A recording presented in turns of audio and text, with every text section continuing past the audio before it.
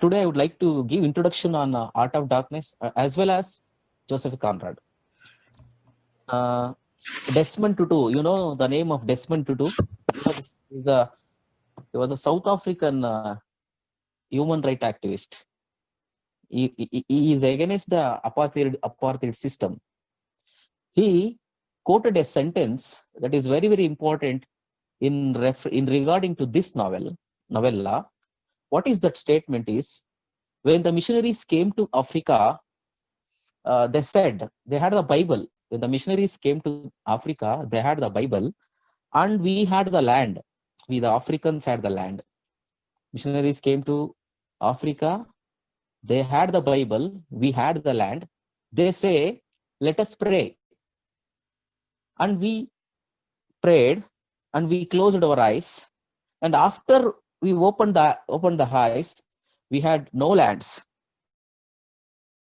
They had the lands. So in what context this sentence is very suitable? Can any one of you tell me?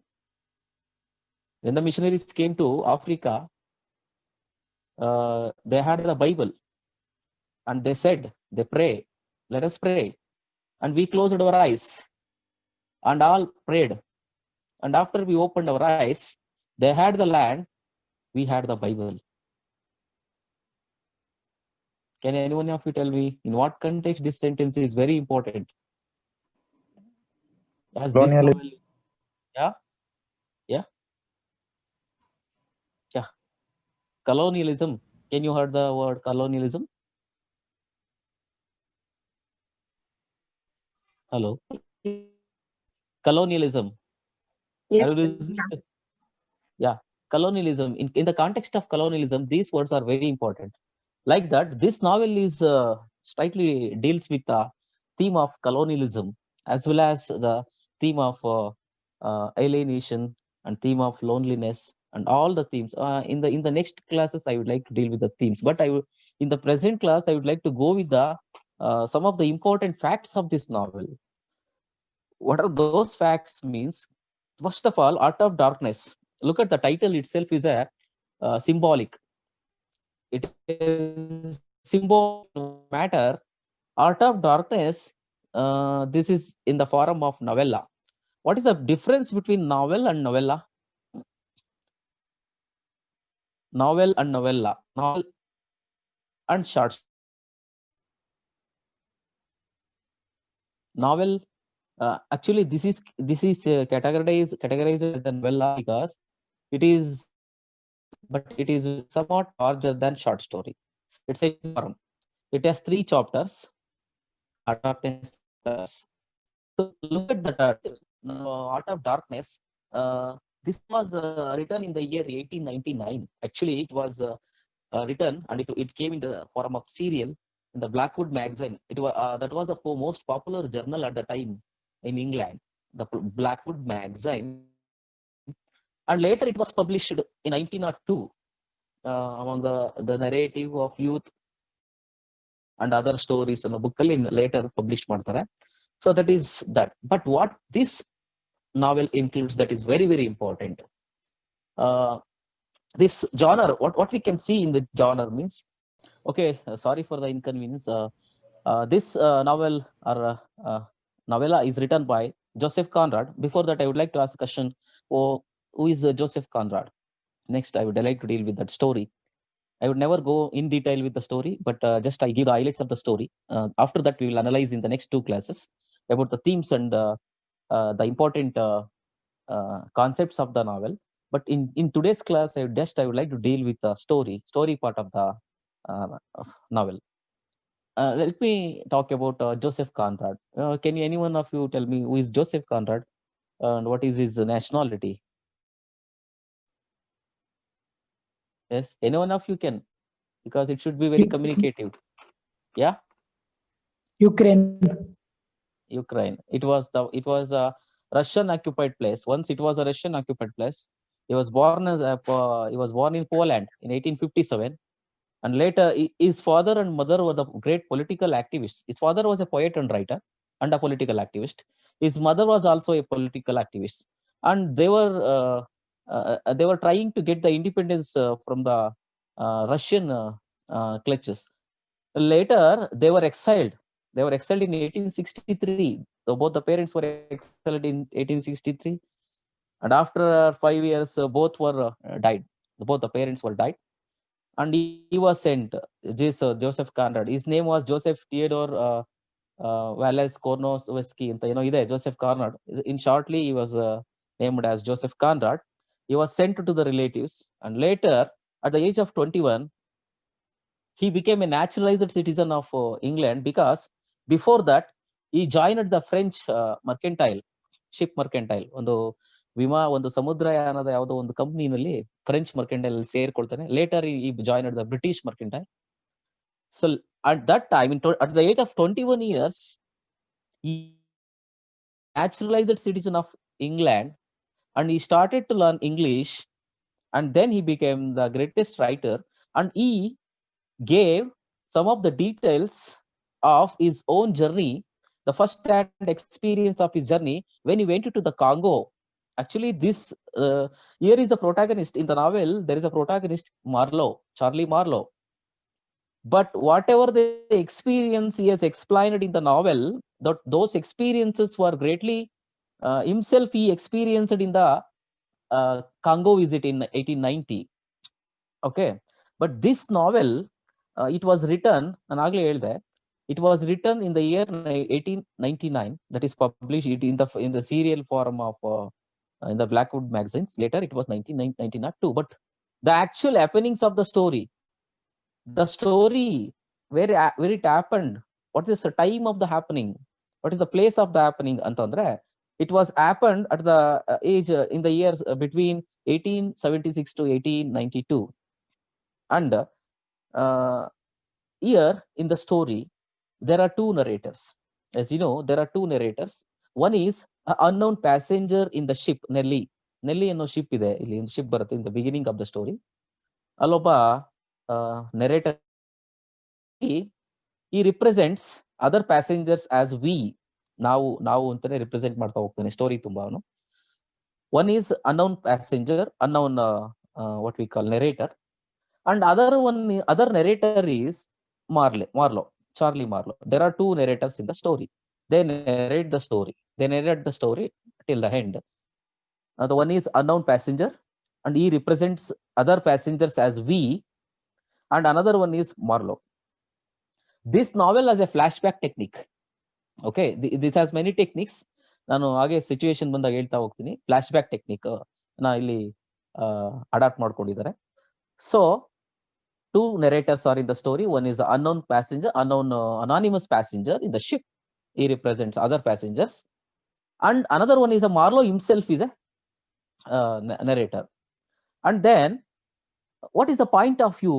ಇಲ್ಲಿ ಯಾವ point of view ಇಂದ ಇದನ್ನ rate ಮಾಡಿದ್ದಾರೆ ಅಂದ್ರೆ, first person, the first narrator speaks in the plural. ಇಲ್ಲಿ first person ಇದನ್ನಲ್ಲ, unknown passenger ಯಾವಾಗಲೂ plural ಅಲ್ಲಿ, ಅಂದ್ರೆ we represents all other passengers.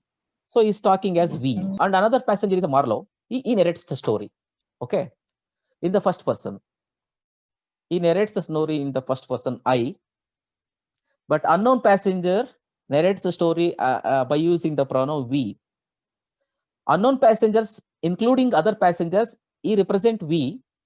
And Marlowe, as a second narrator, he always speak I, first person, and he describes whatever happens and experiences in his in the story, what he experienced. Okay, so what is the tone of the novel? It is very ambivalent. ತುಂಬಾ ಚಂಚಲತೆಯಂತ ಕೂಡಿದಂತಹ ಒಂದು story ನಡೀತಾ ಇರುತ್ತೆ. ಯಾರ ಚಂಚಲತೆ? Here in this story, Marlowe is disgusted with the brutality of the company. Actually, ಈ story ಹೇಳೋದಕ್ಕಿಂತ ಮುಂಚೆ ನಾನು ಒಂಚೂರು ಬ್ಯಾಕ್ ಗ್ರೌಂಡ್ ಹೇಳ್ಬಿಡ್ತೀನಿ, ದ ಟೋಟಲ್ ಸ್ಟೋರಿ ಏನಾಗುತ್ತೆ ಅಂತ. You know the Belgium, the nation Belgium, at the time 1870 or 1880, there was a king. It's called Leopold II.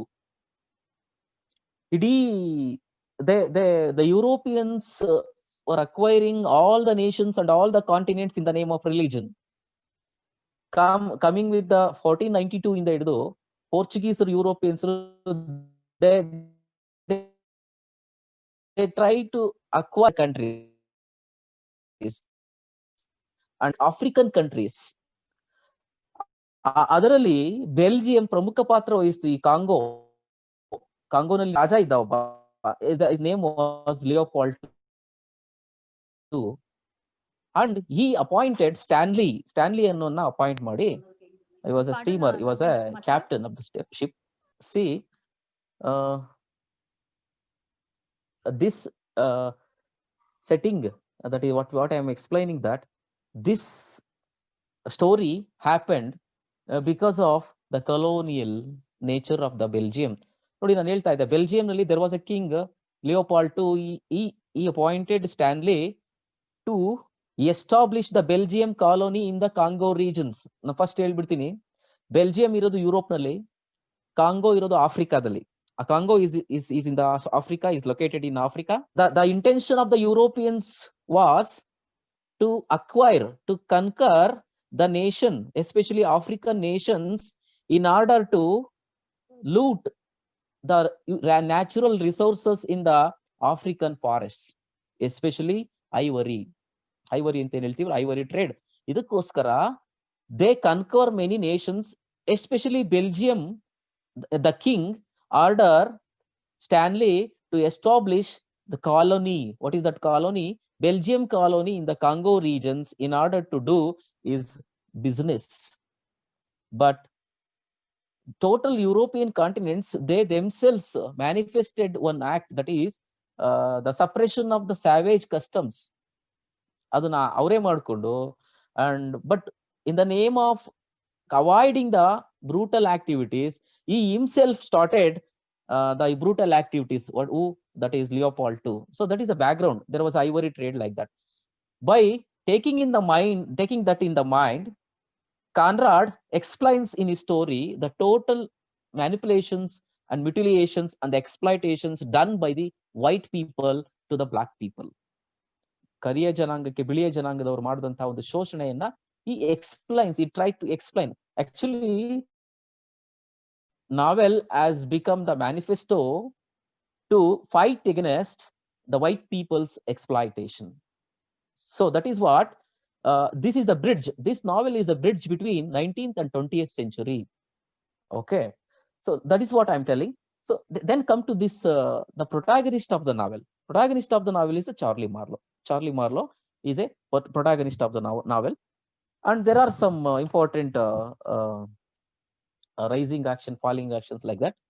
And before that, before going into the story, I would like to say this story can be divided in 3. This is already divided as a chapters, like 1, 2, 3. There are 3 chapters in the story. It's very small novel, so that's why it can be called as a novella. And what the first chapter deals with, that is very, very important. What's the first chapter deals with? Nodi, I would like to say that this is not the journey of the Marlowe himself towards the inner station. Nodi, illi ee novel alli simple agi helbeku andre, Marlowe started journey towards the Congo forest, the inner regions of the Congo forest. At the same time, symbolically, we can say this is the journey of you. This is the journey towards the human soul.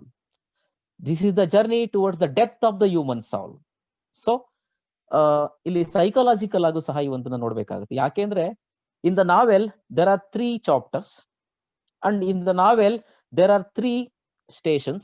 One is outer station, central station, and inner station. As you know, Sigmund Freud said that there are 3 levels of consciousness, ego, super ego levels. Okay, ಈ ಸ್ಟೋರಿಯನ್ನು ಓದ್ತಾ ಇರುವಾಗ we can observe that, we can perceive that. Excuse me, sir. 3 levels of consciousness. Yes. Hello, sir. Sir, Sigmund Freud.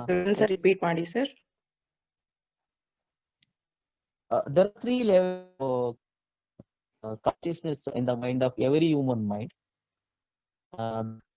Consciousness, consciousness, and subconsciousness. That is outer station, as my perception it is concerned, because when he goes into the inner station, Marlowe he came to know the reality of the human mind. He came to know the mystery, and there the nature won against all other brutalities. And Kurtz, later I will tell. There was a name Kurtz. There is another character, important characters. The three important characters. That is, one is narrator, and Marlowe, and Kurtz. ನೋಡಿ, three patterns ಅಂತಾನೆ ಬರುತ್ತೆ ನಾವಿನಲ್ಲಿ. Three women characters, three important characters, and three themes: political, religious, and economic. Okay. Now let's go into the chapter, first section of the story. Story ಹೇಗೆ start ಆಗುತ್ತೆ ಅಂತ ಹೇಳ್ತೀನಿ. ನಾವು ಈಗಾಗಲೇ ಹೇಳಿದೆ, ಜೋಸೆಫ್ ಕಾನ್ರಾಡ್ ಈ himself had a experience of going into the Congo region.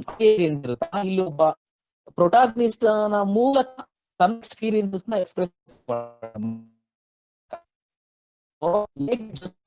Relatives ನ ಸಹಾಯ ಬ್ರಿಟಿಷ್ ಮಾರ್ಲೋ ತನ್ನ ಆಂಟಿಯ ಸಹಾಯದಿಂದ ಆ ಒಂದು ರೀಜನ್ಸ್ಗೆ ಹೋಗ್ತಾನೆ. Before a few white men sitting on the deck of Nelly. The story begins. ಒಂದು ನೆಲ್ಲಿ ಅನ್ನೋ ಒಂದು ಶಿಪ್ ನಲ್ಲಿ ಒಂದು ಸ್ವಲ್ಪ ಜನ, few white men, especially white men, they were going. Voice is not clear. Okay. A few white men sitting on the deck of the Nelly in the mouth of the river Thames. Thames ನದಿಯ ದಡೆಯಲ್ಲಿ ಒಂದು ನೆಲ್ಲಿ ಅನ್ನೋ ship ನಲ್ಲಿ ಎಲ್ಲ ಕೂತಿದ್ದಾರೆ, ಹೊರಟಿದೆ ship. The story begins like this. Okay. Marlowe is one among them. Marlowe is also one among them. Marlowe got the opportunity with the help of, and he went for the interview. Actually, ಅಲ್ಲಿ interview ಹೋಗಿರ್ತಾನೆ. ಒಬ್ಬ doctor test ಮಾಡ್ತಾನೆ. And he was sitting in the Marlowe was sitting like a Buddha, in the posture of Buddha, and he was meditating. He was thinking of Congo. ಹಳೆ ಯಾವುದೋ ಒಂದು Congo mission ಗೆ ಹೋಗಿದ್ದ ಬಗ್ಗೆ ಯೋಚನೆ ಮಾಡ್ತಾ ಇದ್ದಾನೆ. ಓಕೆ, ಈಗ ಆಲ್ರೆಡಿ ಹೋಗಿ ಬಂದಿದ್ದಾನೆ ಕಾಂಗೋ ಮಿಷನ್, ಅದ್ರ ಯೋಚನೆ ಮಾಡ್ತಾನೆ. ಈ was seeing at the ship, ಈ ಶಿಪ್ ಕೂತಿದ್ದಾನೆ. ಆ ಕಾಂಗೋ ಮಿಷನ್ ಹೇಗಿತ್ತು ಅನ್ನೋದ್ರ ಬಗ್ಗೆ ಯೋಚನೆ ಮಾಡ್ತಾ ಇದ್ದಾನೆ. ಮುಂದಕ್ಕೆ ಅರ್ಥ ಆಗುತ್ತೆ. Going in the Nellie ship, there is a narrator, ಒಬ್ಬ ನೆರೇಟರ್ ಇದ್ದಾನೆ, ಅಂಡ್ ಮ್ಯಾನೇಜರ್ ಇದ್ದಾನೆ, ಒಬ್ಬ ಒಂದು ಮ್ಯಾನೇಜರ್, ಲಾಯರ್ ಇದ್ದಾನೆ, ಅಂಡ್ ಮಾರ್ಲೋ ಇದ್ದಾನೆ.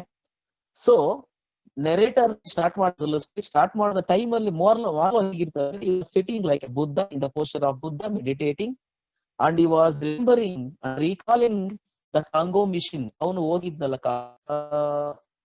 he was recalling, Marlowe was recalling that he is from the land of Rome.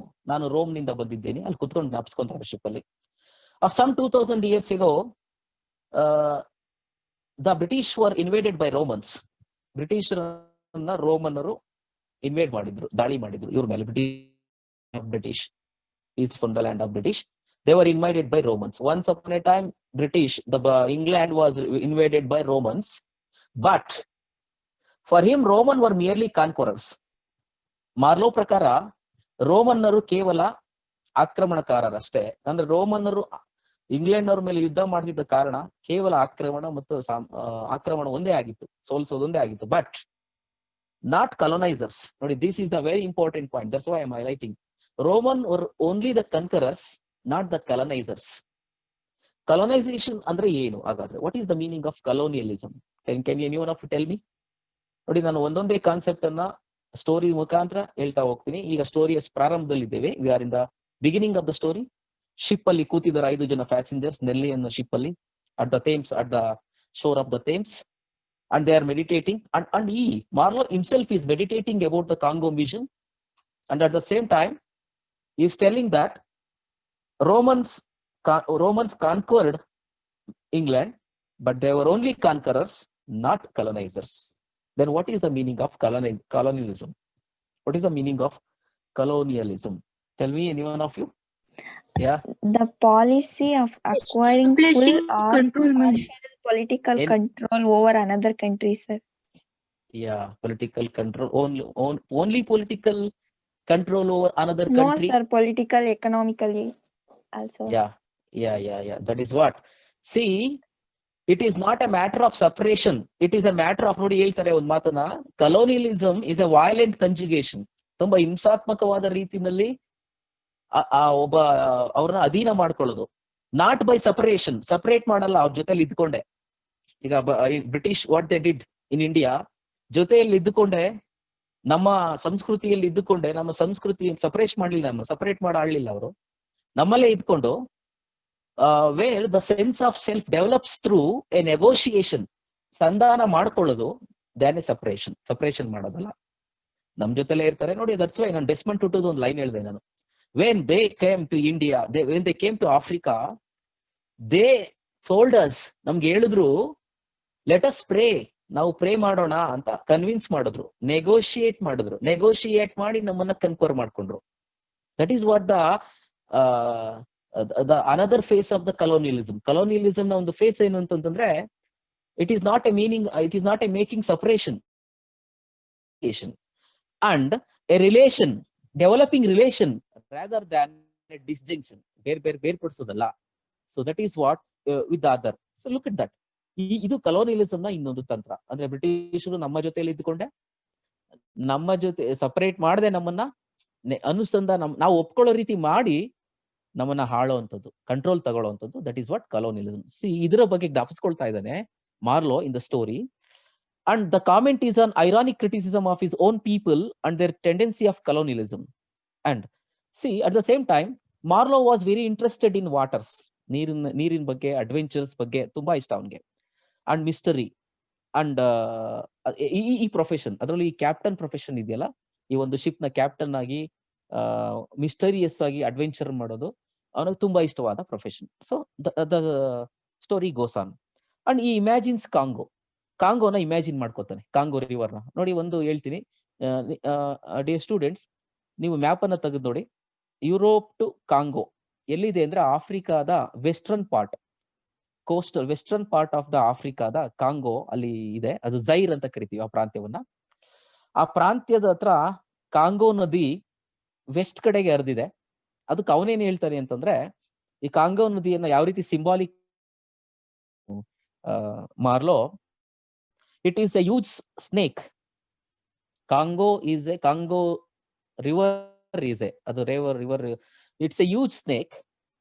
Mouth was in a sea, ಅದರ ಬಾಯಿ ಸಮುದ್ರದ ಒಳಗಡೆ ಬಂದಿದೆ.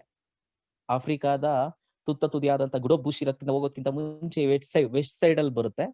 ಕಾಂಗೋ ನದಿ ಸಮುದ್ರಕ್ಕೆ, ಈಗ ಥೇಮ್ಸ್ ನದಿಯಿಂದ ಹೊರಟ್ರೆ, ಇಂಗ್ಲೆಂಡ್ ಇಂದ ಹೊರಟ್ರೆ ಅವ್ರ ಶಿಪ್ ನೆಲ್ಲಿ ಡೈರೆಕ್ಟ್ ಬಂದು ಎಲ್ಲಿ ನಿಲ್ಲುತ್ತೆ ಅಂತಂದ್ರೆ ಕಾಂಗೋನ ಸಮುದ್ರ ತೀರದ ಪಕ್ಕದಲ್ಲಿ, ಆಫ್ರಿಕಾದ ಪಕ್ಕದಲ್ಲಿ ನಿಲ್ಲುತ್ತೆ. ಅಲ್ಲಿಂದ ಮತ್ತೆ ಇನ್ನೊಂದು ಶಿಪ್ ಹಿಡ್ಕೊಂಡು ಜರ್ನಿ ಮಾಡ್ಬೇಕು, ಸ್ಟೀಮರ್ಸ್ ಹಿಡ್ಕೊಂಡು ಯಾರು ಮಾರ್ಲೋ, ಎಲ್ಲಿಗೆ? ಕಾಂಗೋ ಫಾರೆಸ್ಟ್ ಗಳ ಮಧ್ಯಕ್ಕೆ ಹೋಗ್ಬೇಕು. ಅಲ್ಲಿ ಸ್ಟಾರ್ಟ್ ಆಗುತ್ತೆ. ಕಾಂಗೋ ನದಿ ಬರುತ್ತಲ್ಲ, ಸಮುದ್ರಕ್ಕೆ ಟಚ್ ಆಗುತ್ತಲ್ಲ. ಫಾರ್ ಎಕ್ಸಾಂಪಲ್ ಅರೇಬಿಯನ್ ಸಿ, ಮಂಗಳೂರಿನ ಸಮುದ್ರಕ್ಕೆ ಯಾವುದೋ ಒಂದು ನದಿ ಮಂಗಳೂರಿನ ಸಮುದ್ರಕ್ಕೆ ಹರಿಯುತ್ತೆ ಅನ್ಕೊಳ್ಳಿ, ನೇತ್ರಾವತಿ ನದಿ ಹರಿಯುತ್ತೆ ಅಲ್ವಾ. ಅದು ಹೋಗಿ ಸೇರುತ್ತಲ್ಲ, ಆ ಭಾಗವನ್ನ ಬಾಯಿ ಅಂತ ಹೇಳ್ತಾನೆ. ಕಾಂಗೋ ನದಿನೂ ಅಷ್ಟೇ, ಒಂದ್ ಸಮುದ್ರಕ್ಕೆ ಹೋಗಿ ಸೇರುತ್ತೆ, ಅದರ ಬಾಯಿ. ಸೊ ಅಲ್ಲಿಗೆ ಬಂದು ರೀಚ್ ಆಗ್ತಾರೆ. It is like a snake. And curling body, ಅದರ ಕರ್ಲಿಂಗ್ ಬಾಡಿ ಇದೆಯಲ್ಲ, ಕಾಂಗೋ ನದಿ ಯಾವತ್ತು ಕರ್ಲಿಂಗ್ ಆಗಿ ಹರಿಯೋದು, ನದಿ ಸ್ಟ್ರೈಟ್ ಆಗಿ ಹರಿಯೋದಿಲ್ಲ. Curling body spread across the vast regions of Congo regions ಇದೆಯಲ್ಲ, ಫಾರೆಸ್ಟ್, ಆ ಕಡೆ ಹರಿದೋಗಿರುತ್ತೆ. ಅದನ್ನ ಸ್ನೇಕಿಗೆ ಹೋಲಿಸ್ತಾನೆ, ಕಾಂಗೋನ, ಆ ರಿವರ್ ಅನ್ನ. ಸೊ ಈಗ ಥೇಮ್ಸ್ ಇಂದ ಹೊರಟಂತ ಮಾರ್ಲೋ ಬಂದು ಬರ್ತಾನೆ. ಅಲ್ಲಿಂದ ಮತ್ತೆ ಆ ನದಿಯ ಮುಖಾಂತರ ಫಾರೆಸ್ಟ್ ಒಳಗಡೆ ನದಿ ಮುಖಾಂತರ ಹೋಗ್ತಾ ಇದ್ರೆ ಫಾರೆಸ್ಟ್ ಸಿಗ್ತಾ ಹೋಗುತ್ತೆ. So next then Marlow talks about his experiences in Congo. ಆ ಶಿಪ್ ಅಲ್ಲಿ ಕುತ್ಕೊಂಡು ಆ ಎಲ್ಲಾ ಪ್ಯಾಸೆಂಜರ್ಸ್ಗೂ ಹೇಳ್ತಾ ಇರ್ತಾನೆ, ಹೌ ಈ ಎಕ್ಸ್ಪೀರಿಯನ್ಸ್ಡ್ ಇನ್ ಕಾಂಗೋ. ತಾನು ಹೋಗಿದ್ದೆ ಫಾರೆಸ್ಟ್ಗೆ, ಯಾವ ರೀತಿ ಕಾಂಗೋದಲ್ಲಿ ಎಕ್ಸ್ಪೀರಿಯನ್ಸ್ ಆಯ್ತು ಅಂತ ಹೇಳ್ತಾ ಇದ್ದಾನೆ. ಯು ಜಸ್ಟ್ ಅಂಡರ್ಸ್ಟ್ಯಾಂಡ್, ಈ ಸ್ಟೋರಿ ಸ್ಟಾರ್ಟ್ ಆದಾಗ ಆಲ್ರೆಡಿ ಏನಿತ್ತು ಇದರ ಪೂರ್ತಿ ಸ್ಟೋರಿ ಆಲ್ರೆಡಿ ಆಗೋಗಿದೆ. ಅದನ್ನ ಮತ್ತೆ ಎಕ್ಸ್ಪ್ಲೈನ್ ಮಾಡ್ತಾ ಇರೋದು ಯಾರು? Marlow. It is already over, but is explaining all the experiences. Look at that flashback series, flashback technique. In the beginning narrator ಮತ್ತೆ 5 ಜನ ಮಾರ್ಲೋ ಸೇರಿ ಹೊರಟಂತಹ ನೆಲ್ಲಿ ಶಿಪ್ ಅಲ್ಲಿ ಆ ಹೊರಟಾಗ ಎಕ್ಸ್ಪೀರಿಯನ್ಸ್ ನ ಹೇಳ್ತಾ ಹೋಗ್ತಾನೆ, ಕಾಂಗೋನಲ್ಲಿ ಆದ ಎಕ್ಸ್ಪೀರಿಯನ್ಸ್. ಮತ್ತೆ ಅದರೊಳಗಡೆ ಇನ್ನೊಂದು ಸ್ಟೋರಿಗೆ ಹೋಗಿದೆ ನಾವು, ಆ ಸ್ಟೋರಿನ ಈಗ ಎಕ್ಸ್ಪ್ಲೈನ್ ಮಾಡೋದಕ್ಕೆ ಸ್ಟಾರ್ಟ್ ಮಾಡ್ತಾನೆ Marlow. And Marlow visits to company. ನೋಡಿ ಈ ರೀತಿ ಸ್ಟಾರ್ಟ್ ಆಗುತ್ತೆ ಆ ಎರಡನೇ ಸ್ಟೋರಿ. ಈ ಸ್ಟೋರಿನ ಎಕ್ಸ್ಪ್ಲೈನ್ ಮಾಡ್ತಿರೋದಲ್ಲಿ ಕುತ್ಕೊಂಡು ಶಿಪ್ ಅಲ್ಲಿ, ನೆಲ್ಲಿ ಶಿಪ್ ಅಲ್ಲಿ. ಯಾವ ಸ್ಟೋರಿಯನ್ನ ಇವನು when he went to Congo when he had the first hand experiences at the Congo regions, ಆ ಸ್ಟೋರಿಯನ್ನ is going to explain. Before going in to the Congo region, ಮೊದಲನೇದಾಗಿ ಏನ್ ಮಾಡ್ಬೇಕು, ಅವ್ನು ಕ್ಯಾಪ್ಟನ್ ಆಗೋದಕ್ಕೆ ಅಪಾಯಿಂಟ್ ಆಗ್ಬೇಕು. ಯಾರು? ಮಾರ್ಲೋ. ಸೊ ಅವ್ನು ಹೇಳ್ತಾನೆ ನೋಡಿ, Marlow visits to company office to Brussels, ಬೆಲ್ಜಿಯಂನ ಕ್ಯಾಪಿಟಲ್ ಸಿಟಿ.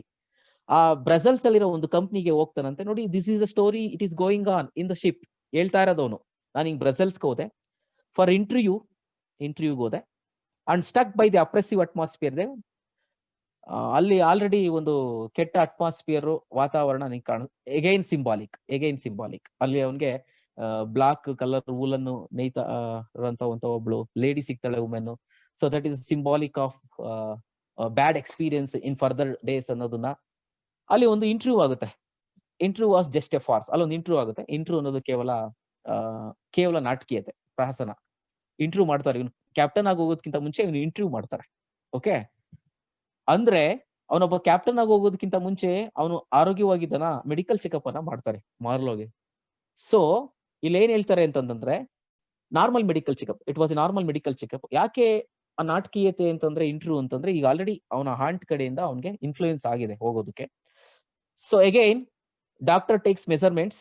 ಇವನ ಮೆಸರ್ಮೆಂಟ್ಸ್ ಅನ್ನ ತಾಂತಾನೆ, ಮಾರ್ಲೋ ಮೆಸರ್ಮೆಂಟ್ಸ್ ಅನ್ನ ತಾಂತಾನೆ. ಅವನು ಎಷ್ಟು ಉದ್ದ ಇದ್ದಾನೆ, ಹೈಟ್ ಎಷ್ಟಿದೆ, ವೆಯ್ಟ್ ಎಷ್ಟಿದ್ದಾನೆ ಅಂತ.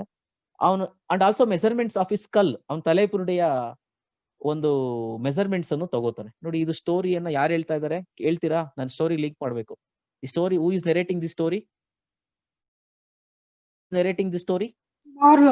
Marlow in the ship, he is narrating the story. Yes, good. Narrating the story. Marlow is narrating the story to all the passengers in the ship. So ಅವನು ಆಫೀಸ್ಗೆ ಹೋಗಿದ್ದು ಬ್ರಸೆಲ್ಸ್ ಅಲ್ಲಿ ಮೆಡಿಕಲ್ ಚೆಕಪ್ ಆಗಿದ್ದು. And the doctor checks and he measures ಈ skull. And why? Because when the person goes to Congo, he comes back with a change ಅಂತ doctor ಒಂದು sentence ಅನ್ನ ಹೇಳ್ತಾರೆ. ಯಾವ್ದಾದ್ರು ಒಬ್ಬ ವ್ಯಕ್ತಿ ಕಾಂಗೋಗೆ ಹೋದ್ರೆ ಅವನ ತಲೆಬುರುಡೆ ಅವ್ನು ಕಂಪ್ಲೀಟ್ ಆಗಿ ಚೇಂಜ್ ಆಗಿ ಬರ್ತಾನೆ. Unfortunately nobody had ever return from there. ಇಲ್ಲಿಯವರೆಗೂ ಯಾರು ಬಂದಿಲ್ಲ ಅನ್ನೋ ಮಾತನ್ನ ಡಾಕ್ಟರ್ ಹೇಳ್ತಾನೆ.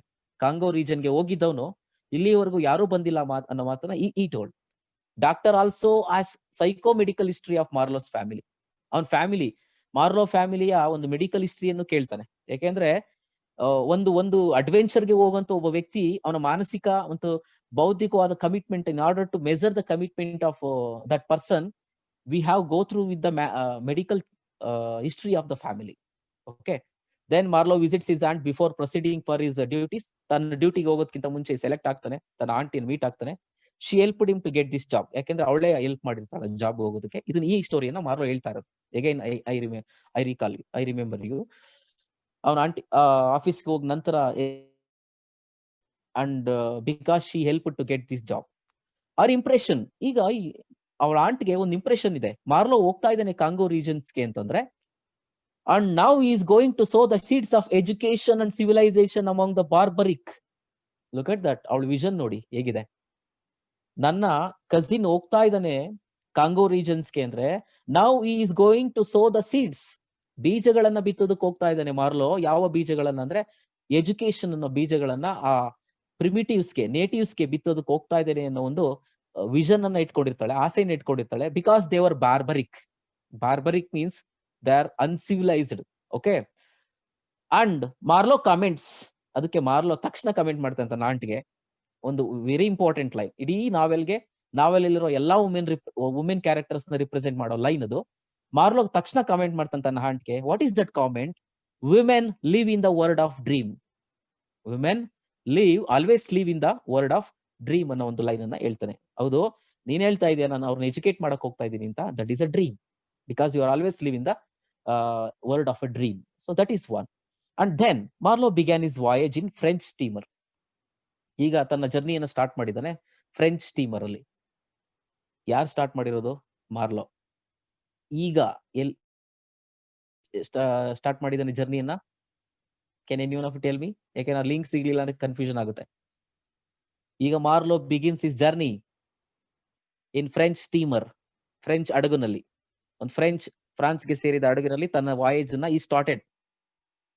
ಕೆನ್ ಯು ಟೆಲ್ ಮಿ ಯಾವ ಜರ್ನಿ ಅದು? ಇಂಟರ್ವ್ಯೂ ಆಗಿ ಕೆಲಸ ತಗೊಂಡಿದ್ದಲ್ಲ ಆ ಜರ್ನಿ. ಈಗ ಪ್ರೆಸೆಂಟ್ ನೆರೇಟ್ ಮಾಡ್ತಿರೋ ಒಂದು ಶಿಪ್ ಅಲ್ಲ, ಪ್ರೆಸೆಂಟ್ ಶಿಪ್ ಯಾವ್ದು ಅವನಿಗೆ ಕೂತಿರೋದು ಈಗ ಸ್ಟೋರಿ ಹೇಳ್ತಾ ಇರೋ ಶಿಪ್ ನೆಲ್ಲಿ. Good, okay, good. So he started his journey, ಹಳೆ ಎಕ್ಸ್ಪೀರಿಯನ್ಸಸ್ ನಲ್ಲಿ ಅವನ ಜರ್ನಿಯನ್ನು ಸ್ಟಾರ್ಟ್ ಮಾಡ್ದ.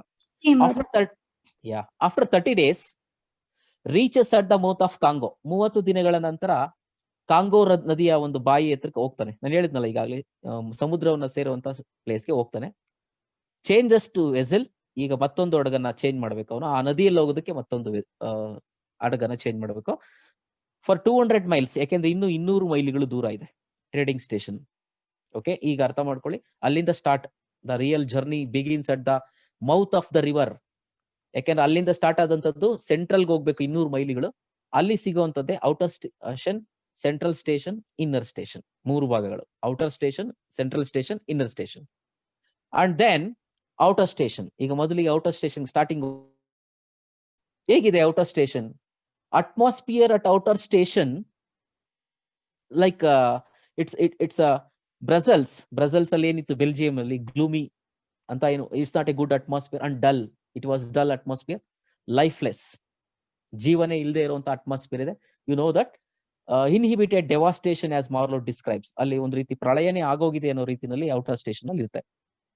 ತಕ್ಷಣ ವೆನ್ ಹಿ ರೀಚಸ್ ಔಟರ್ ಸ್ಟೇಷನ್ಗೆ ಹೋದ ತಕ್ಷಣ ಗೊತ್ತಾಗುವಂತ ಒಂದು ಸೀನ್ ಅವನಿಗೆ ಕಣ್ಮುಂದೆ ಬರುತ್ತೆ. That is 6 natives, black people, 6 native people, labourers of the company. ಅವರು ಆ ಕಂಪನಿಯ ಕೆಲಸಗಾರರು.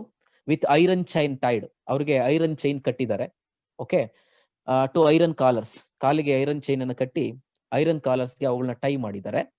ಅರೌಂಡ್ ನೆಕ್ಸ್, ಎಲ್ಲಿಗೆ ಆ ಟೈ ಅನ್ನು ಹಾಕಿದ್ದಾರೆ ಅಂದ್ರೆ ನೆಕ್ಸ್ಗೆ ಹಾಕಿದ್ದಾರೆ. ಡ್ರೈವನ್ ಬೈ ಅನದರ್ ನೇಟಿವ್, ಅವ್ರನ್ನೆಲ್ಲ ಕರ್ಕೊಂಡು ಹೋಗೋದು 10 ಜನ ಟೀಮ್ ಮಾಡಿ ಅವ್ರನ್ನ ಕರ್ಕೊಂಡು ಹೋಗೋದಕ್ಕೆ ಅಗೈನ್ ಅನದರ್ ನೇಟಿವ್, ಅಲ್ಲಿ ಅವನ್ನೇ ಯೂಸ್ ಮಾಡ್ಕೊಂಡಿದ್ದಾರೆ. ಸಿ, ಪೋಸ್ಟ್ ಕಲೋನಿಯಲ್ ಸ್ಟಡೀಸ್ ನಲ್ಲಿ ಇವನ್ಗೆ ಒಂದು ಟರ್ಮ್ ಇದೆ. ಯಾರಿಗೆ ಅಂದ್ರೆ 10 ಜನ ಸ್ಲೇವ್ಸ್ ಅನ್ನ ಲೀಡ್ ಮಾಡುವಂತಹ ಇನ್ನೊಬ್ಬ ಸ್ಲೇವ್ ಅನ್ನ ಮಾಸ್ಟರ್ ಸ್ಲೇವ್ ಅಂತ ಕರಿತೀವಿ. That is a master slave concept. ಅವನೇ ಸ್ಲೇವ್, ಅವನ್ ಆಕ್ಚುಲಿ ಸ್ಲೇವ್ಸ್ ಗಳಿಗೆ ಒಬ್ಬ ಹೆಡ್, ಅವನು ಒಬ್ಬ ಸ್ಲೇವ್. ಲುಕ್ ಅಟ್ ದಟ್, ಹೇಗಿದೆ ಅಲ್ಲಿ ನಡೆಸ್ಕೊಳ್ತಾ ಇದ್ದಾರೆ ಯುರೋಪಿಯನ್ಸ್, ಅದರಲ್ಲಿ that is Belgium people, white people. So by another native, harassment of own people to please the master. ಯಾಕೆ ಅವನು ಹರಾಸ್ ಮಾಡ್ತಾ ಇದ್ದಾರೆ ತನ್ನ ಸ್ವಂತ ಜನರನ್ನ ಅಂದ್ರೆ ಮಾಸ್ಟರ್ನ ಪ್ಲೀಸ್ ಮಾಡೋದಕ್ಕೋಸ್ಕರ. Then they sees a number of of naked natives, ಹಲವಾರು ಜನ. These are all the scene ಈ experience Marlowe. Okay, there are of naked people and whose ribs could be easily measured. ಅವರ ಎಲುಬುಗಳನ್ನ, ಅವರ ದೇಹದಲ್ಲಿರೋ ಎಲುಬುಗಳನ್ನ ಈಸಿಯಾಗಿ ಎಣಿಸಬಹುದಾಗಿತ್ತಂತೆ, ಅಷ್ಟು ಸಣ್ಣ ಆಗಿರುವಂತಹ ಆಫ್ ನೇಕೆಡ್ ಪೀಪಲ್ ಹೋಗ್ತಾ ಇದ್ದಾರೆ. As if awaiting for death, ಅವ್ರು ನೋಡೋಕೆ ಹೇಗೆ ಕಾಣ್ತಿದ್ದಾರೆ ಅಂದ್ರೆ ಇನ್ನೇನು ಸಾವುಗೋಸ್ಕರ ಹತ್ರದಲ್ಲಿದ್ದಾರೆ, ಕಾಯ್ತಾ ಇದ್ದಾರೆ ಸಾವನ್ನ ಅನ್ನೋ ರೀತಿಲಿದ್ದಾರೆ. ಅಷ್ಟೊತ್ತಿಗೆ Marlow meets an immaculately dressed person, ಒಬ್ಬ ನೀಟಾಗಿ ಡ್ರೆಸ್ ಮಾಡಿರುವಂತಹ ಒಬ್ಬ ಪರ್ಸನ್ ಅನ್ನ ಮೀಟ್ ಮಾಡ್ತಾನೆ. Chief accountant, the first character meets in the journey, chief accountant. And on the station, outer station ಅಲ್ಲಿ ಚೀಫ್ ಅಕೌಂಟೆಂಟ್ ಅನ್ನ ಭೇಟಿ ಆಗ್ತಾನೆ. ಸಿ, ಅವನ ಆಫೀಸ್ಗೆ ಕರ್ಕೊಂಡು ಹೋಗ್ತಾನೆ. Chief accountant invites him to his office. Nothing in the office except this man and his books was good in the office. ಈ ಚೀಫ್ ಅಕೌಂಟೆಂಟ್ ಆಫೀಸಿಗೆ ಕರ್ಕೊಂಡು ಹೋದಾಗ ಅಲ್ಲಿ ಯಾವುದೂ ಸಹ ಸರಿಯಾಗಿರೋದಿಲ್ಲ, ಎಕ್ಸೆಪ್ಟ್ ಇವನ ಡ್ರೆಸ್ ಮತ್ತೆ ಇವನ ಬುಕ್ ಅಷ್ಟೇ. He tells Marlowe about outstanding and amazing agent. ನೋಡಿ, ಇಲ್ಲಿ ಸ್ಟಾರ್ಟ್ ಆಗುತ್ತೆ. ಕರ್ಡ್ಸ್ ನ ಬಗ್ಗೆ ಮಾಹಿತಿಯನ್ನ ಕೊಡ್ತಾನೆ. KURTZ, curd. ಈ ಕರ್ಡ್ಸ್ ನ ಬಗ್ಗೆ ಮಾಹಿತಿಯನ್ನ ಕೊಡ್ತಾನೆ ಯಾರು? ಅಕೌಂಟೆಂಟ್. ಯಾರಿಗೆ ಅಂತಂದ್ರೆ ಚಾರ್ಲಿ ಮಾರ್ಲೋಗೆ ಅಕೌಂಟ್ ಅನ್ನ ಕೊಡ್ತಾನೆ. Amazing agent of ivory. ಅರ್ಥ ಮಾಡ್ಕೊಳ್ಳಿ, ಇದಕ್ಕಿಂತ ಮುಂಚೆ ಒಬ್ಬ ಬಂದಿರ್ತಾನೆ, ಕರ್ಡ್ಸ್ ಅಂತ ಒಬ್ಬ ವ್ಯಕ್ತಿ. Curds is a very central character in the novel. Like ಇದೇ ತರ ಒಂದು ವಾಯೇಜ್ ನ ಜೋಸೆಫ್ ಕಾನ್ರಾಡ್ ಹೋಗಿದ್ರು, ಅಲ್ಲೂ ಒಬ್ಬ ಕ್ಯಾಪ್ಟನ್ ಅನ್ನು ನೋಡ್ಕೊಂಡು ಬಂದಿದ್ರು. ಅದೇ ರೀತಿ ಕ್ರಿಸ್ಟೋಫರ್ ಮಾರ್ಲೋ ನೋಡಿ, ಅವ್ರ ಸಿಮಿಲಾರಿಟಿ ಇದೆ. ಚಾರ್ಲಿ ಮಾರ್ಲೋಗೂ ಮತ್ತೆ ಜೋಸೆಫ್ ಕಾನ್ರಾಡ್ ಆಟೋಬಯೋಗ್ರಫಿಕಲ್ ಎಲಿಮೆಂಟ್ ಇದು. ಸೊ ಇಲ್ಲಿ ಕರ್ಡ್ಸ್ ಅನ್ನ ನೋಡೋದಕ್ಕೆ ಹೋಗ್ತಾ ಇದ್ದಾನೆ. ಈ ಸ್ಟೋರಿಯನ್ನ ತಗೊಂಡ್ರೆ 3 ಚಾಪ್ಟರ್ 3 ರೀತಿ ಹೇಳುತ್ತೆ. ಒಂದು what is that? Marlowe begins to build a picture of Kurtz from others' points of view. ಬೇರೆಯವರು ಹೇಳಿದಂತಹ ಅಭಿಪ್ರಾಯವನ್ನ ಇಟ್ಕೊಂಡು ಮಾರ್ಲೋ ಕರ್ಟ್ಸ್ ನ ಬಗ್ಗೆ ಒಪಿನಿಯನ್ ನ ಬೆಳೆಸ್ತಾ ಹೋಗೋದು ಒಂದು. ಎರಡನೇದು Marlowe growing obsession with meeting and talking with Kurtz. ತಾನೇ ಕರ್ಟ್ಸ್ ನ ಜೊತೆ ಮಾತಾಡ್ತೀನಿ ಅನ್ನೋ ಒಂದು ಆಬ್ಸೆಷನ್ ಅನ್ನ ಇಟ್ಕೊಳ್ಳೋದು ಎರಡನೇದು. ಮೂರನೇದು ನಿಜವಾಗಿ ಮೀಟ್ ಆಗುವಂಥದ್ದು. ಸೊ ಇಲ್ಲಿ ನೋಡಿ, about Kurtz in the outer station. Okay, Marlowe hears for the first time, ಮೊದಲನೇ ಬಾರಿಗೆ ಈ ಒಂದು ಕರ್ಟ್ಸ್ ನ ಬಗ್ಗೆ ತಿಳ್ಕೊಳ್ತಾನೆ. Then after 10 days Marlowe set out for the central journey. ಮತ್ತೆ ಸೆಂಟ್ರಲ್ ಜರ್ನಿ ಕಡೆ ಹೊರಡ್ತಾನೆ, ಅಂದ್ರೆ ಸೆಂಟ್ರಲ್ ಸ್ಟೇಷನ್ ಕಡೆ ಹೊರಡ್ತಾನೆ. I am just briefing the story, I never going deep. And 200 miles journey of 15 days on feet through thick and dense forest accompanied by 60 men. 60 ಜನರನ್ನ ಇಟ್ಕೊಂಡು ಹೊರಡ್ತಾನೆ ಯಾರು, ಮಾರ್ಲೋ. 200 miles journey dense forest, they are very thickly and dense forest. And Marlowe observed deserted colonies. ಹೋಗ್ತಾ ಇರುವಾಗ ಹಾಗೆ ನೋಡ್ಕೊಂಡು ಹೋಗ್ತಾನೆ ಆ ಕಡೆ ಈ ಕಡೆ ಎರಡು ಸೈಡ್ ಅಲ್ಲಿ. The colonies were deserted means there were no people. And during the journey natives carrying whatever weapons and searching for ivory. ಅಲ್ಲೆಲ್ಲ ಏನ್ ಕಾಣಿಸ್ತೈತೆ ನಿಮ್ಗೆ ಅಂದ್ರೆ, they are observing. Marlowe is observing. ಆ ಕಡೆ ಈ ಕಡೆ ಏನ್ ಅಬ್ಸರ್ವ್ ಮಾಡ್ತಾ ಇರ್ತಾನೆ ಅಂದ್ರೆ, the people natives were collecting, they were searching ivory, and they were using different kinds of weapons, and was also badly maintained. Those colonies were not good. They were badly maintained because there was no hygienic conditions, because the whites were only exploiting the blacks in order to collect the ivory. They were not giving importance to their cleanliness, education, something like and health also. But Leopold II, king idanalla, in order to avoid the exploitation, but he himself started exploiting others. Okay, and Marlowe, then there was a bad news. What is that bad news?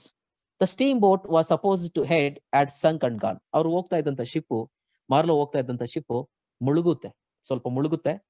And gone to the bottom of Congo. ಅವರು Congo river ಕೆಳಗಡೆ ಹೋಗಿ ನಿಂತ್ಕೊಳ್ಳುತ್ತೆ. ಪೂರ್ತಿ ಇವರೇನು ಮುಳುಗೋದಿಲ್ಲ. And by inexperienced pilots, ಅದರಲ್ಲಿ ಒಳ್ಳೆ pilots ಇರೋದಿಲ್ಲ. Then Marlowe's first job is now to get repaired. ಅದನ್ನ ತಗೊಂಡೋಗ್ಬೇಕು, ರಿಪೇರ್ ಮಾಡ್ಬೇಕು. And he sends the information to the company information ಕಳಿಸ್ತಾನೆ, ನಾನು ಹೋಗ್ತಾ ಇರೋ ಶಿಪ್ ಹೀಗಾಗಿದೆ ಅಂತ. But there was no reply from the company. This is what the real picture now he is experienced. Managed, and then he started, he himself get repaired. ಅವನೇ ಅದನ್ನ repair ಮಾಡ್ಕೊಳ್ತಾನೆ. Then manager welcomed Marlowe but blame him for being late. ಅಲ್ಲೊಬ್ಬ manager ಇರ್ತಾರೆ central station ಅಲ್ಲಿ. He welcomed Marlowe, but ಯಾಕೆ late ಆಯ್ತು ಅಂತ ಅವನನ್ನ ಬ್ಲೇಮ್ ಮಾಡ್ತಾನೆ. Is very unimpressive. ಮ್ಯಾನೇಜರ್ ಹೇಗಿರ್ತಾನೆ, ತುಂಬಾ unimpressive, inattentive, but egoistic personality. Manager ತುಂಬಾ ego centered personality. Okay, manager tells Marlowe him about Kurtz ailing in the deeper forest. Manager ಸಹ Kurtz ಬಗ್ಗೆ ಹೇಳ್ತಾನೆ. ಒಬ್ಬ ಕರ್ಟ್ಸ್ ಅಂತ ಇದ್ದಾನೆ ಇನ್ನರ್ ಸ್ಟೇಷನ್ ಅಲ್ಲಿ, ಈಸ್ ಹೇಲಿಂಗ್ ಫ್ರಮ್ ಇಲ್ನೆಸ್ ಅಂತ ಹೇಳ್ತಾನೆ. Then Marlowe begins talks to bring the sunken steamer to show. ಆ ಮುಳುಗಿರುವಂತಹ ಆ ಸ್ಟೀಮರ್ ನ ಹೊರಗಡೆ ತರೋದಕ್ಕೆ ಟ್ರೈ ಮಾಡಿಸ್ತಾನೆ ಅವರ 60 men ಹೇಳಿ. And meets number of white men doing nothing but gossiping, back biting, doing conspiracy and spreading bad news about each other. ಅಲ್ಲಿ ಏನ್ ಕಾಣಿಸುತ್ತೆ ನಿಮ್ಗೆ ಅಂದ್ರೆ, ಅಲ್ಲಿ ಆ ಸೆಂಟ್ರಲ್ ಸ್ಟೇಷನ್ ಅಲ್ಲಿ there were many white people. They were doing nothing. They were doing only spreading bad news, gossiping and back biting. Back biting ಅಂದ್ರೆ ಗೊತ್ತಲ್ಲ ಏನು? ಬ್ಯಾಕ್ ಬೈಟಿಂಗ್ ಅಂದ್ರೆ ಎವ್ರಿ ಸಿಸ್ಟಮ್ ನಲ್ಲಿ ಇದ್ದೇ ಇರುತ್ತೆ. Every system, not only in this, in every system there is gossiping, backbiting. What is backbiting? ಹೇಳ್ತೀರಾ? ನಾನು ನಿಮ್ಮ ಹತ್ರ ಕನ್ವರ್ಸ್ ಮಾಡ್ಬೇಕು. ಚಾಡಿ ಹೇಳೋದು, ಚುಚ್ಚೋದು. S, good. ನೋಡಿ, ಈ ಸೆಂಟ್ರಲ್ ಸ್ಟೇಷನ್ ನಲ್ಲಿ there were white people. Some of the officers are there. ಯಾವುದೇ ಪ್ರಾಜೆಕ್ಟ್ ತಗೊಳ್ಳಿ, ಯಾವುದೇ ಇನ್ವೆನ್ಷನ್ ತಗೊಳ್ಳಿ, the officers are arranged in a ladder system. But for in every office there is a backbiting ಇರುತ್ತೆ. And then conspiracy ಇರುತ್ತೆ, ಪಿತೂರಿ ಇರುತ್ತೆ. ಇಲ್ಲೂ ಅಷ್ಟೇ, ಇದನ್ನ ಮಾಡ್ಕೊಂತಿದ್ರು ಅಷ್ಟೇ ಬಿಟ್ರೆ there were no any changes. They were only talking of topic of ivory. ದಂತಗಳನ್ನ ಯಾವ ರೀತಿ ಕಲೆಕ್ಟ್ ಮಾಡೋದು. ನೋಡಿ, ಐವರಿಗೋಸ್ಕರ ಕಾಂಗೋ ರೀಜನ್ಸ್ ಒಳಗಡೆ ವೈಟ್ ಪೀಪಲ್ ಬರ್ತಾ ಇದ್ರು. ಹಾಗಾದ್ರೆ ಆ ಐವರಿ ಏನಕ್ಕೆ ಬೇಕಾಗಿತ್ತು? What are the uses of ivory ಹೇಳ್ತೀರಾ? Yes, what are the uses of ivory? What are the uses of ivory? Why the Europeans were in need of ivory? Yes, They were doing ivory trade and they were exploiting Congo regions, the people, the natives, and the resources. Look at that art of darkness.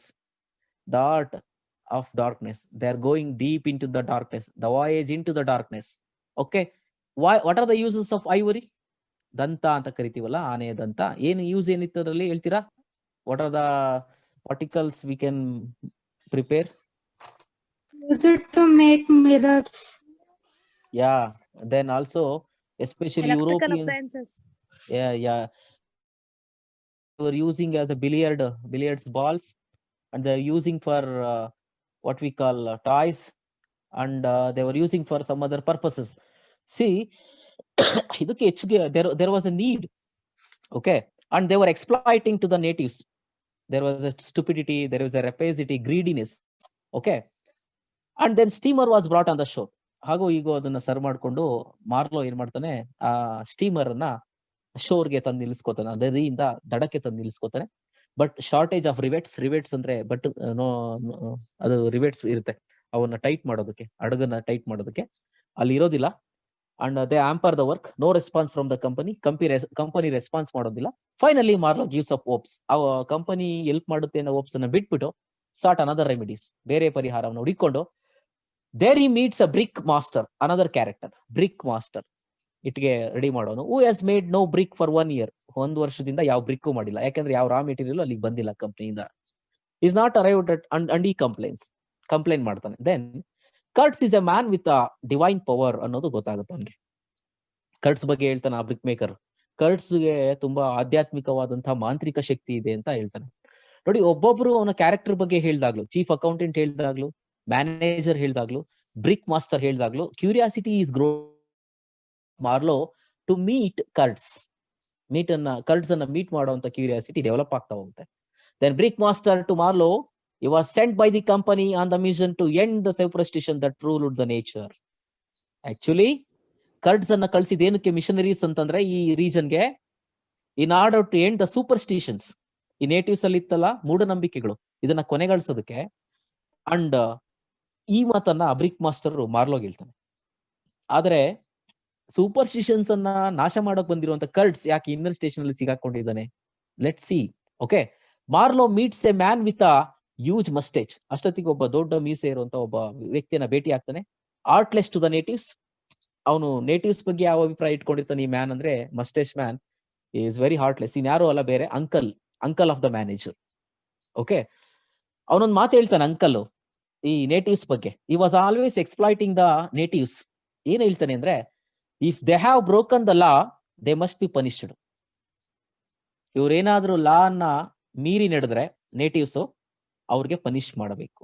They must be punished. That is a draconian law. They themselves made it. ಅವರೇ ಮಾಡ್ಕೊಂಡಿರಲ್ಲ.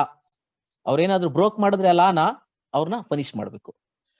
The fact that, ಇಲ್ಲಿ ಒಂದು ಸತ್ಯ ಏನು, imposing their own law of their land on the natives in their land. ತಮ್ಮ law ಅನ್ನ white people natives ಮೇಲೆ ಏರ್ತಾ ಇದ್ದಾರೆ. This is what the future of colonialism. ವಸಾಹತುಶಾಹಿಯ ಇನ್ನೊಂದು ಲಕ್ಷಣ ಏನಂದ್ರೆ, ತಮ್ಮ ಲಾ ಅನ್ನ ಬೇರೆಯವರ ಮೇಲೆ ಹೇರುವಂಥದ್ದು.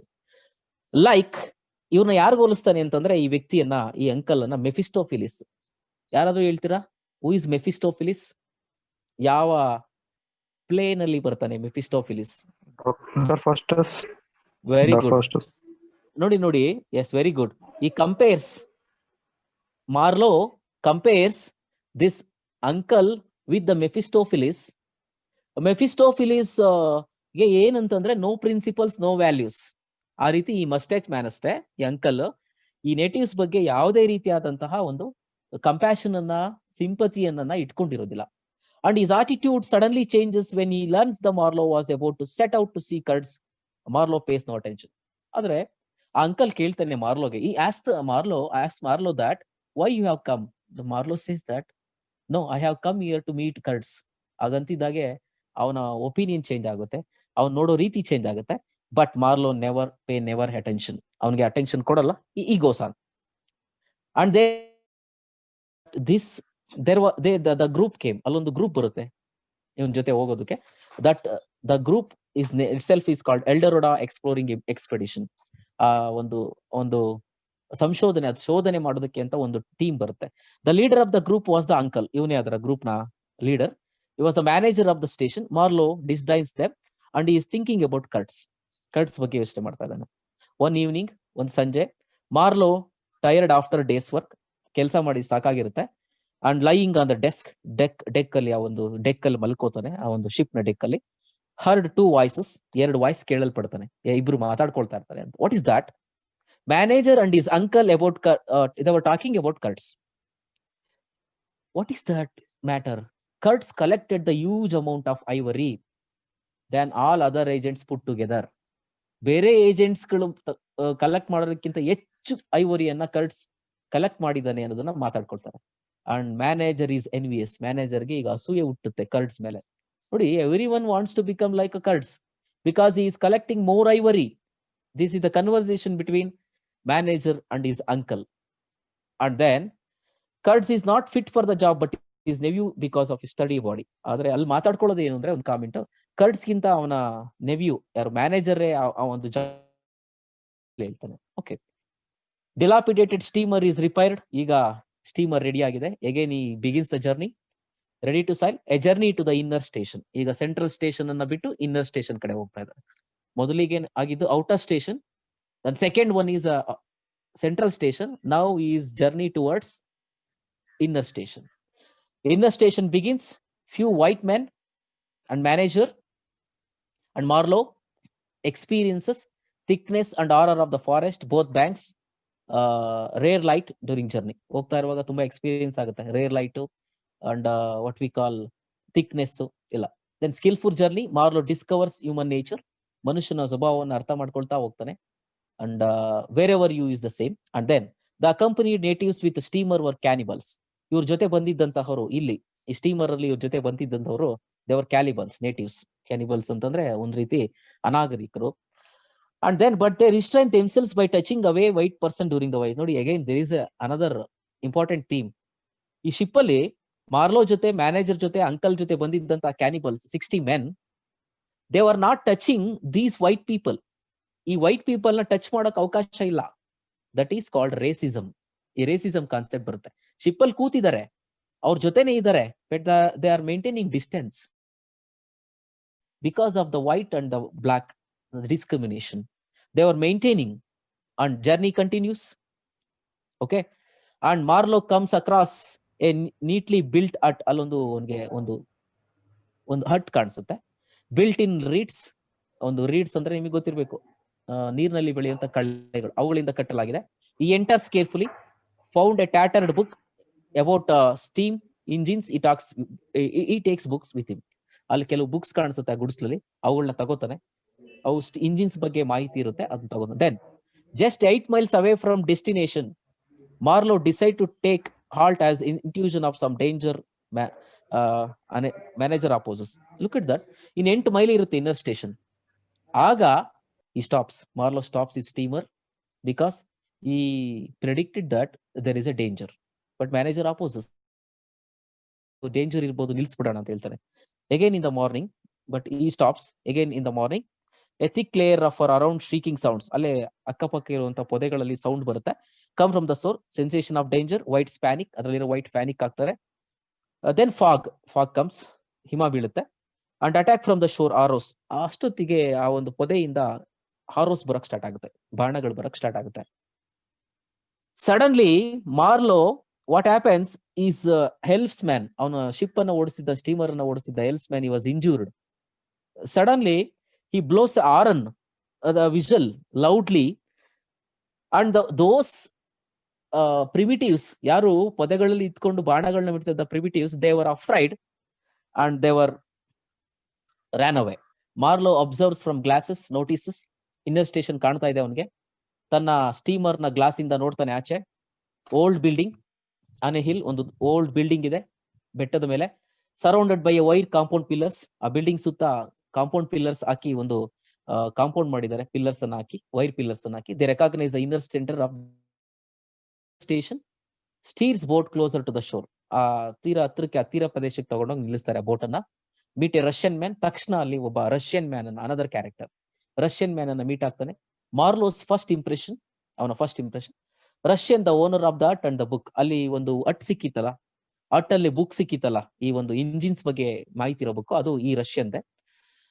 And is very thankful to Marlow for reading the book with interest. Thanks ಹೇಳ್ತಾನೆ, ನನ್ನ ಬುಕ್ ಅನ್ನ ಓದಿದಕ್ಕೆ ಥ್ಯಾಂಕ್ಸ್ ಅಂತ ರಷ್ಯನ್ ಹೇಳ್ತಾನೆ. He looked Kurtz as his mentor, ನನ್ನ ಮೆಂಟರ್ ಬೇರೆ ಯಾರು ಅಲ್ಲ ಕರ್ಟ್ಸ್ ಅಂತ ರಷ್ಯನ್ ಹೇಳ್ತಾನೆ. Uneasy for his depart but no Kurtz can get proper medical treatment in England ಹೇಳ್ತಾನೆ. ಮಾರ್ಲೋಗ್ ಹೇಳ್ತಾನೆ, see Kurtz is suffering from illness, he has to get proper medical treatment in England, you take away him ಅನ್ನೋದಾ. This is the second part of the story. And then we go to the third section in the next class. And in the next class, ಈಗ already inner station ಗೆ ಬಂದಿದ್ದಾನೆ ಮಾರ್ಲೋ. In the next class we go with the third part of the story, third chapter of the story, and after that we go with the themes and analysis of the story. Okay. In the next class I would like to present the PPT because PPT is very important to these classes. Okay, thank you.